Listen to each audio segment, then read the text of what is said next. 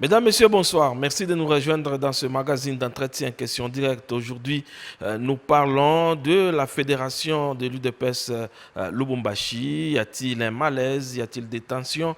Ou on peut parler des bicéphalismes au sein de cette fédération de Lubumbashi? C'est l'une des questions qui sera abordée dans ce magazine de ce soir qui a l'honneur de recevoir sur ce plateau Monsieur Dani Kabongo, qui est président de la Ligue des jeunes UDPS Fédération de Lubumbashi. Monsieur Dani Kabongo, bonsoir. Bonsoir.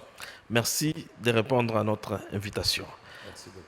Aujourd'hui, à l'UDPS Fédération de Lubumbashi, qu'est-ce qui s'est passé? Est-ce qu'on a deux fédérations ou bien on a une seule fédération à Lubumbashi?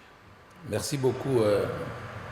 D'ailleurs, je ne voulais pas du tout qu'on aborde les choses dans ce sens-là. Parce que le moment n'est pas approprié pour qu'on étale nos faiblesses en public. Oui. Moi, je me pose des questions parce que j'ai vu plus de 2 fois, vous avez réussi quelques cadres du parti qui passent uniquement que parler des conflits internes.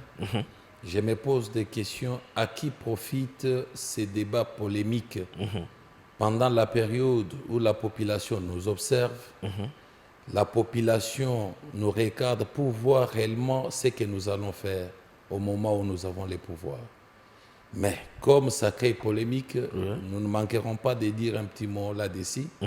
Parce que le temps pour nous, c'est lutter ensemble avec la population pour conserver cette majorité populaire. Parce que nous avons déjà la majorité parlementaire. Et le grand travail que nous sommes obligés de faire, c'est la conservation de la majorité populaire, afin qu'on arrive à notre slogan qui est le peuple d'abord. Et parler d'une division au niveau de la fédération de Lubumbashi, ça s'est tapé à côté. L'IDPS Lubumbashi n'est pas divisé. L'IDPS Lubumbashi n'a pas de fédération. Nous avons qu'une seule fédération, aujourd'hui dirigée par M. Bernard Mikobi Mainda.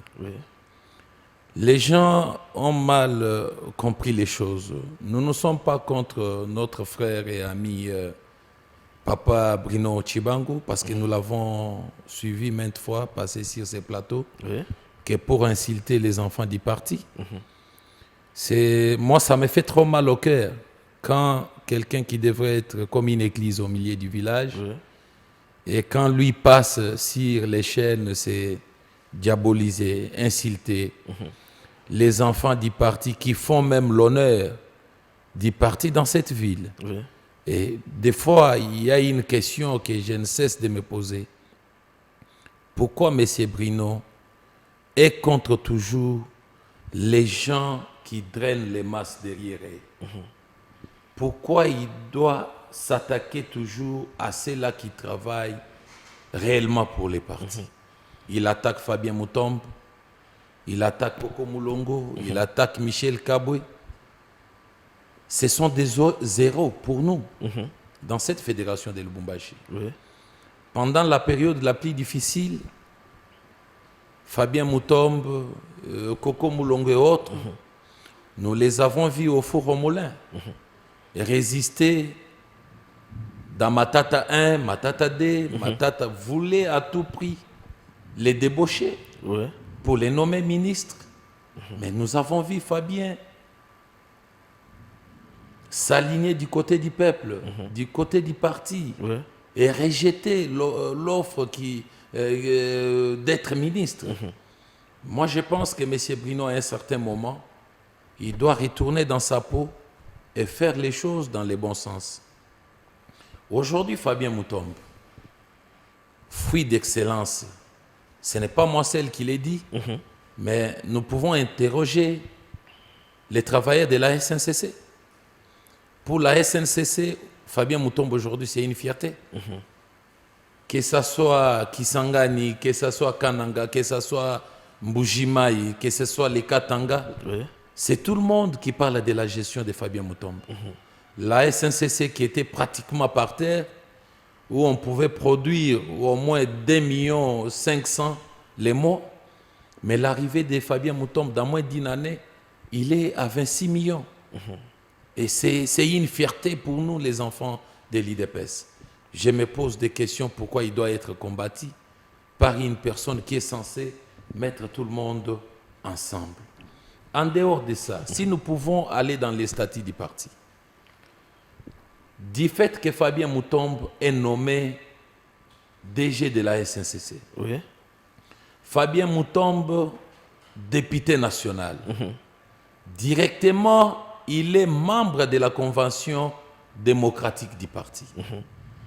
Et c'est une structure qui gère, c'est l'œil de l'exécutif national, même au niveau provincial. Donc, Fabien est chef de M. Bruno. La question que moi je me pose, j'ai reçu beaucoup d'appels. Je ne voulais pas étaler nos faiblesses en public. Monsieur Bruno Tshibangou doit comprendre que le temps n'est plus encore à chercher des petites choses. On avait compris autrefois parce que Félix n'avait pas les pouvoirs, l'IDPS n'avait pas les pouvoirs, et maintenant nous avons les pouvoirs.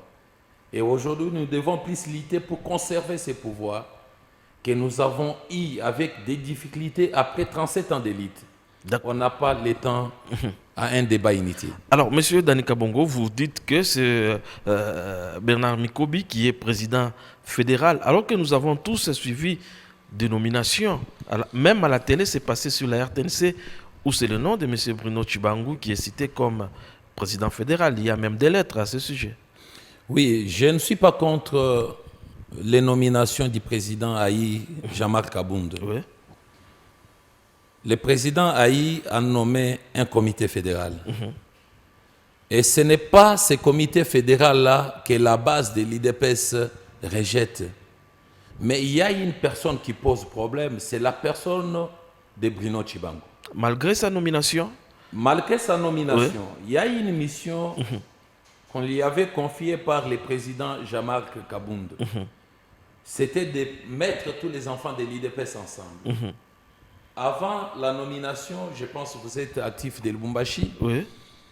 Pendant la période la plus difficile, les années 2016-2017, où l'IDPS était en route pour avoir les pouvoirs que nous avons aujourd'hui, M. Bruno Tshibangou nageait à contre-courant. Nous l'avons vu maintes fois quand l'IDPS faisait l'appel à une marche avec l'Église catholique. Lui s'alignait du côté de Sangouza pour dire que cette manifestation ne nous concerne pas.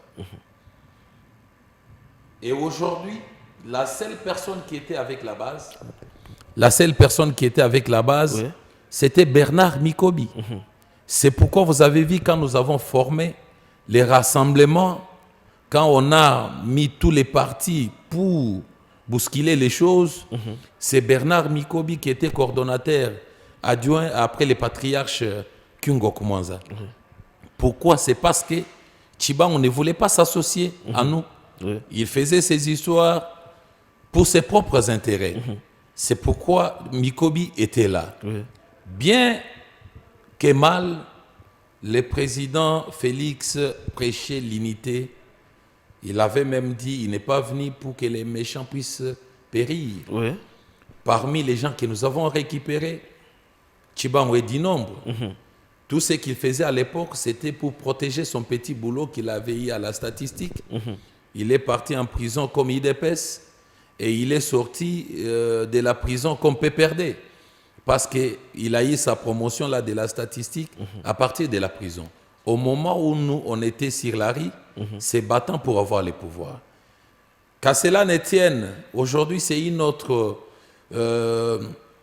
Aujourd'hui, c'est une autre histoire qui commence. Mais Bruno devrait comprendre aujourd'hui que nous avons des objectifs. Nos objectifs, c'est quoi? C'est les peuples d'abord. Nous ne pouvons pas faire quelque chose qui est à l'encontre de la population. Vous avez vu le président Jean-Marc Kabound à Kinshasa, que lui prétend défendre, dire que FCC, vous allez nager. Au moment où lui parlait que FCC doit nager, Mikobi et Tshibangou tenaient des réunions avec les gens du PPRD. Chibangu C'était faisait... peut-être au nom de la coalition qui existait, parce qu'il y avait une coalition FCC Cash. Mais laisse-moi vous dire une vérité. Oui. Au nom de cette coalition-là, il y a nos amis ou moi-même, j'ai été même nommé au gouvernorat. Oui. C'était au nom de la coalition. Mais la coalition ne devrait pas être au-delà de l'intérêt de la population. Quand la coalition devenait de plus en plus les pièges pour les pays et pour la population, on devrait mettre fin à cette coalition diabolique. Et si réellement nous respectons la hiérarchie, parce que je l'ai écouté maintes fois, que c'est un groupe de gens qui ne respectent pas la hiérarchie. On dit que c'est un groupe de pression. Vous faites une pression. Nous ne sommes pas un groupe de pression. Oui. Je suis président de la Ligue des jeunes. C'est une structure formelle du parti. Encore une fois, on ne vous reconnaît pas aussi cette qualité. Parce qu'on dit que c'est M. Bruno Chibangu qui doit nommer en principe un président de la Ligue des Mais jeunes. c'est ça, Mosengo avait dit il faut arrêter l'ignorance dans l'arrogance. Oui. Monsieur Chibangu n'a pas le droit de nommer même un fédéral.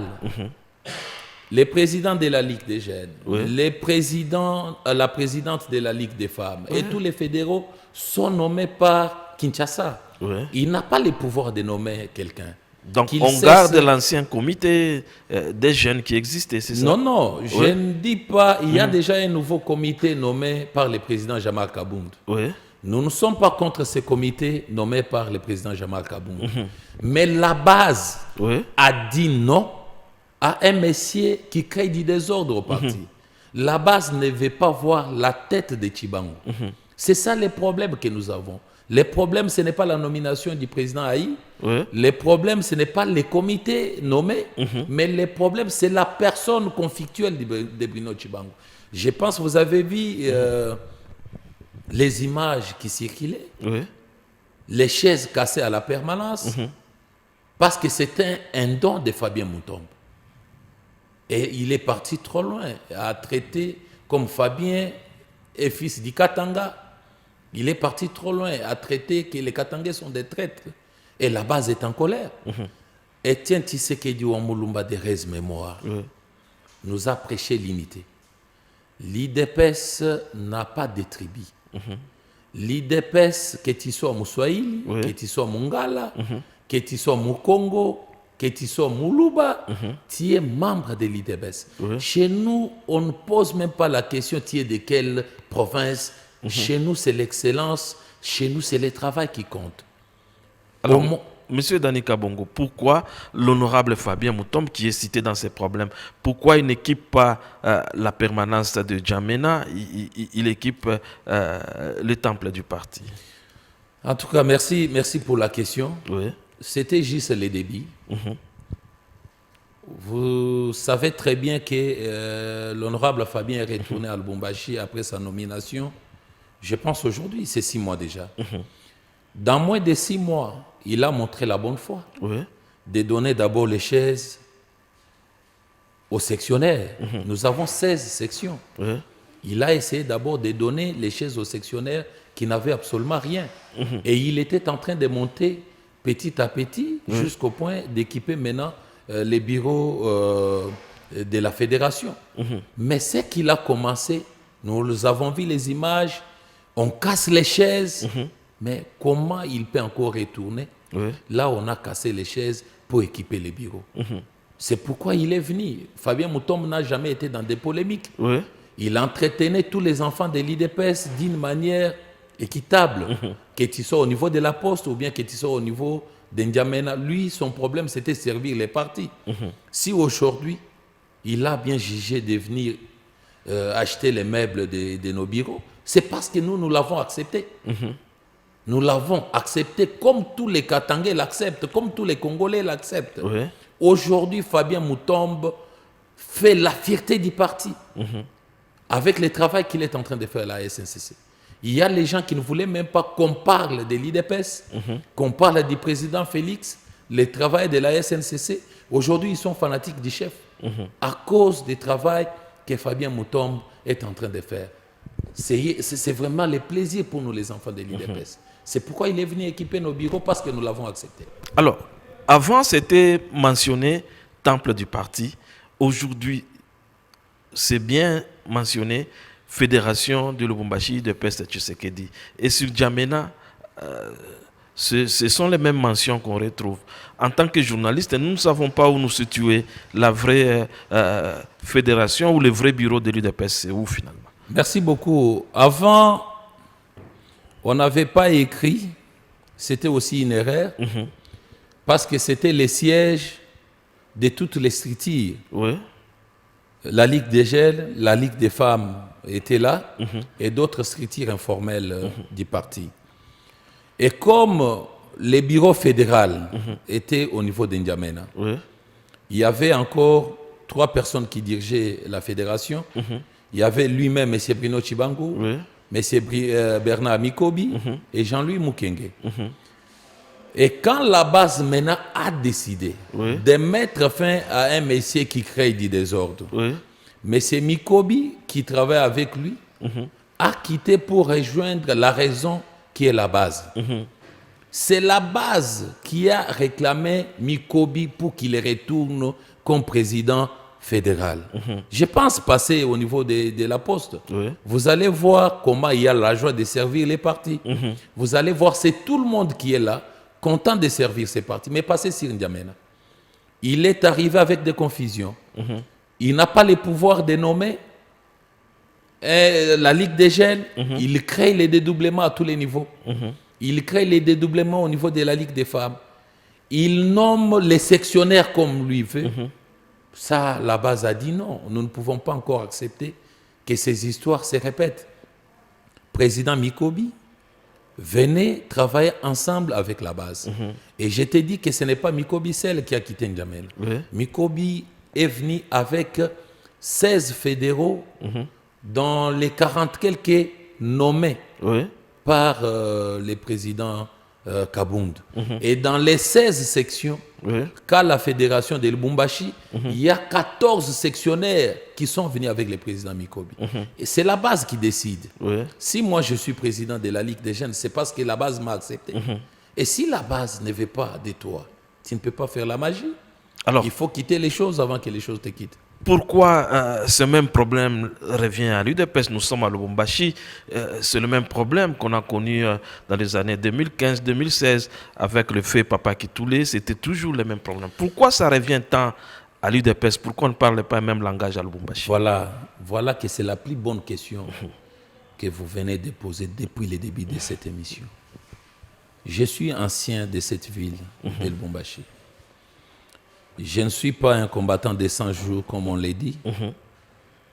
Nous connaissons comment notre fédération a commencé. À chaque fois qu'il y a eu des divisions dans cette fédération, mais pose la question, on vous dira, qui était à la base de la division? On a connu les fédérales Kyungu Mutanda, Kyungu Jean, qui a été combattu sérieusement par Bruno Chibangu. Déjà à l'époque. À l'époque. Des années 90 déjà. Mais je vous dis ça. Chibangu n'est pas un petit, il est dans des soixantaines. C'est Chibangu qui a combattu Kyungu. Après, nous avons connu les Tivwadi Mukolukusa. Pose la question, appelle Tivwadi ici au plateau. Pose-lui la question pourquoi Tivwadi a quitté l'IDPS. Et avec Papa Tabou, c'était encore là. Laissez-moi terminer. Tivwadi a quitté l'IDPS à cause de Bruno Chibangu. Après, avant les premiers congrès, Chibangu a mobilisé quelques fédéraux pour s'opposer à Etienne Tshisekedi, pensant que Tshisekedi devait retourner dans un cercueil. Et il était parti avec Belchika à l'époque. C'est son retour où Tivwadi a pris la décision de quitter l'IDPS parce que Kinshasa avait pardonné Chibangu. Et là, c'était maintenant l'époque de Tabou Kalalamouindiem, de Rez Mémoire. Et quand Tabou est devenu fédéral, il a été combattu sérieusement par Bruno Chibangu. Moi, Dani Kabongo, j'ai assisté maintes fois où Bruno tenait, quel que soit l'âge de Tabou, dans les habits. Et il y a eu encore division à l'époque où Tabou est resté avec la fédération Sir Maniema et Bruno est parti avec la fédération Sir Dilungu du côté Bel Air. Et quand Tabou, on l'a élevé au niveau national comme secrétaire national de l'intérieur, Les partis nomment Jean Kitule Lumbu. Oui. Mais Kitule est parti avec Tchibangu. La division est venue encore où? C'est Tchibangu qui a fait encore des problèmes à Kitule, où on a eu encore des fédérations. Oui. Une fédération qui était sur Boulaya et une autre fédération qui était au niveau de Mampala. Oui. C'était toujours Bruno Tchibangu. Et quand Kitule est décédé, nous, on pensait qu'on a mis fin à la division. Oui. Ils sont restés avec Mikobi et ça n'a pas tenu. Il y a eu encore division entre Tchibangu et Mikobi. Comprenez que dans l'histoire de la fédération de Lubumbashi, M. Bruno Tchibangu est à la base de tout ce que nous avons connu comme division dans cette ville. Et la base a dit maintenant, trop, c'est trop. Le président l'a nommé, mais peut-être il ne connaît pas la réalité de ce qui se passe à Lubumbashi. Nous, comme base, on ne veut pas encore de Bruno Tchibangu comme président fédéral. Et la base s'est décidée. Alors, c'est pourquoi c'est la base qui veut décider à la place de la hiérarchie du parti. Un jour, vous allez vous réveiller, vous réveillez, vous devenez contre Jean-Marc Kabound, vous allez demander son départ. Non, écoute-moi un peu. Quand la base se décide, c'est qu'il y a quelque chose qui ne marche pas. Quelles que soient nos difficultés, nos divergences, je ne crois pas que ça peut pousser la base à chasser quelqu'un du parti. Mais si quelqu'un commence à travailler à l'encontre de la volonté de la population, là, la base se décide. Le problème de M. Bruno Tchibangu pose la question aux anciens de l'IDPS. Il peut être un bon patriote, il peut aimer l'IDPS, mais il n'aime pas la personne de Félix Tshisekedi. Il avait écrit une lettre en 2010 contre le président Félix. Je ne peux pas donner les détails sur les plateaux, mais pose la question, on va vous dire qu'est-ce qu'il avait écrit contre le président. Suivez tout ce que Bruno Tchibangu parle. Combien de fois il cite le nom de Félix dans ses discours? Suivez tout ce que lui parle. Prenez les bandes de ses interviews. Combien de fois il cite le nom de Félix Tshisekedi? Il n'aime pas la personne de Félix Tshisekedi. Et nous, les enfants du parti, Félix comme notre autorité de référence, tu peux aimer l'IDPS, mais si tu n'aimes pas la personne de Félix, tu n'es pas avec nous. D'accord, il nous reste 5 minutes avant de terminer. Un petit mot sur l'actualité. Aujourd'hui, on assiste à la création de l'Union sacrée. Est-ce que vous croyez que ça peut apporter un changement pour la République? Merci beaucoup. Je pense que c'est ça même qu'il faut. Nous devons réellement nous concentrer pour que les pays aillent de l'avant avec l'Union sacrée. L'Union sacrée, pour moi, c'est l'arche de Noé. Pour avoir la vie, aujourd'hui, il faut être dans l'Union sacrée. Refuser l'Union sacrée, c'est mourir. La population, depuis le début de l'alternance, quelques mois plus tard, les gens ont compris que nos partenaires politiques, les membres de FCC, n'avaient pas la volonté de faciliter la tâche au chef de l'État pour qu'il arrive à réussir sa mission, qui est le peuple d'abord. Les rumeurs ont commencé, mais comme nous avons quelqu'un de grand cœur à la tête du pays, il pensait qu'au fur et à mesure que le temps passe, les gens pouvaient prendre les côtés, pouvaient s'aligner du côté de la raison pour servir les peuples, mais la situation s'est empirée. Et le peuple congolais attend que cette période divorce entre FCC cache. Et c'est ce qui est arrivé. Nous remercions les chefs de l'État d'avoir pris le courage de mettre fin à cette alliance-là qui faisait que nuire le bien-être de la population congolaise. Alors aujourd'hui, on voit les gens du FCC qui quittent cette plateforme pour adhérer à l'Union sacrée. Est-ce qu'on ne va pas revenir dans de mêmes problèmes, dans de mêmes situations, avec les mêmes personnes? Merci beaucoup. Je pense que nous ne pouvons pas fermer la porte à quiconque veut adhérer à la vision du chef de l'État. Mais la seule question, c'est la sincérité. Si tu viens à l'Union sacrée, sincère, pour appuyer les actions du chef, tu es le bienvenu. Mais tu ne peux pas venir à l'Union sacrée pour cacher ta nudité. Parce qu'il y en a qui ont connu des forfaits. Ils pensent qu'aujourd'hui, l'Union sacrée devient une maison où on doit se cacher pour ne pas être suivi, poursuivi plutôt. Là, c'est faux. L'Union sacrée est là pour répondre à la vision du chef de l'État. La porte est encore grandement ouverte pour tout le monde. Mais tu viens avec la sincérité. Parce que notre problème, c'est la sincérité. Si tu viens sincère pour appuyer les chefs de l'État, tu es le bienvenu. Mais si tu viens, la population d'aujourd'hui n'est pas comme celle d'hier. Nous connaissons ce qui se passe. Et nous savons lire les intentions qu'a nos amis qui viennent au niveau de l'Union sacrée. Nous recevons tout le monde parce que c'est le président lui-même qui a appelé tout le monde à l'Union sacrée. En tout cas, à ce niveau-là, ils sont les bienvenus s'ils viennent réellement pour accompagner les actions du chef de l'État. Alors, une dernière question avant de prendre votre conclusion, M. Dani Kabongo.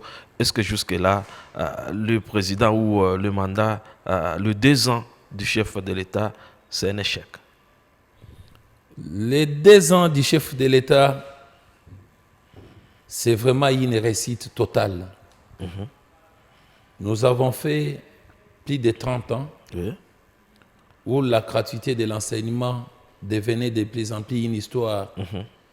Et c'est là qui venait notre promotion d'ailleurs, ne connaissent même pas c'est quoi la gratuité de l'enseignement.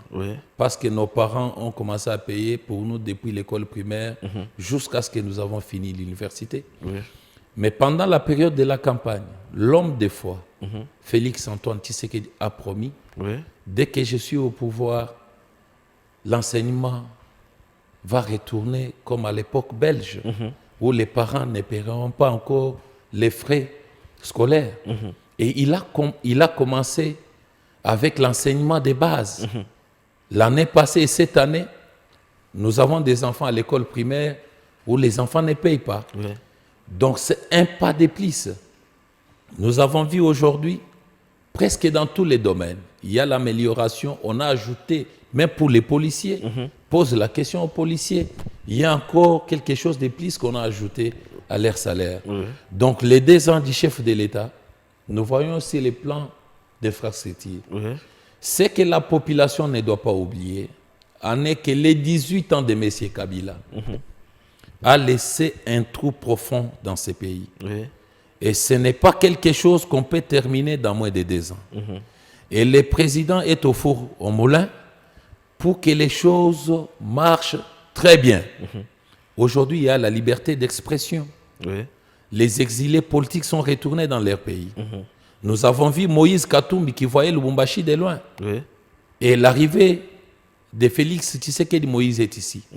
Nous avons vu Charles Mondo Simba, où on a interdit qu'il atterrit dans les terres de ses ancêtres, jusqu'à ce qu'il a trouvé la mort. Nous avons vu Mouyambo, qui était en prison pour un cas inconnu. Aujourd'hui, Mouyambo est en liberté. Nous avons vu Levano Kiboko, pour citer que des Katangais qui vivent aujourd'hui comme fils dignes de ces pays à cause de Félix Tshisekedi. Donc, l'état des droits, moi je suis fier de mon président parce que tout ce qu'Étienne Tshisekedi prenait comme valeur, il est en train de suivre ça. Quels que soient les on-dit, vous êtes journaliste. Aujourd'hui, il y a la liberté d'expression au Congo. Je vous remercie, M. Dani. Merci beaucoup. Mesdames et messieurs, c'est par ici que s'arrête cet entretien de ce soir. Nous vous fixons rendez-vous la semaine prochaine pour un autre numéro de questions directes. Merci.